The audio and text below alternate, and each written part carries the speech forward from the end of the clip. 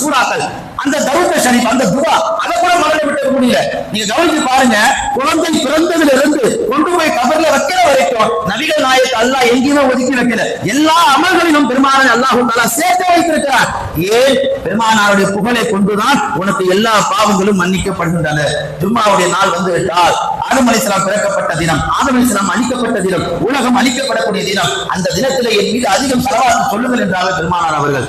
வெள்ளிக்கிழமையில் அஸ்ர் தொழுகைக்கு பின்னால் நீங்கள் ரசூலை மீது ஸலவாத் சொன்னால் 80 ஆண்டு பாவங்கள் மன்னிக்கப்படுகின்றன. வெள்ளிக்கிழமையில் அஸ்ர் தொழுகைக்கு பின்னால் ரசூலின் மீது 40 முறை ஸலவாத் சொன்னால் 40 ஆண்டு பாவங்கள் மன்னிக்கப்படுகின்றன. எவ்வளவு நேரம் ஆகுங்க?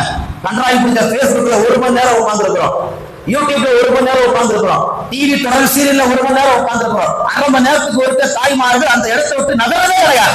கரண்ட் போனா மட்டும்தான் அந்த இடத்தை விட்டு எந்திரிக்கிறது. அது வரைக்கும் 10, 10:30, 12 வரைக்கும் அந்த ரிமோட்டை கையில ரோட பிடிச்சிட்டு இருக்கிற மாதிரி பிடிச்சிட்டு இருக்கிறது. எவ்வளவு கேவலமான ஒரு நிலைகள் இந்த சமூகத்தில் உருவாயிருக்கு.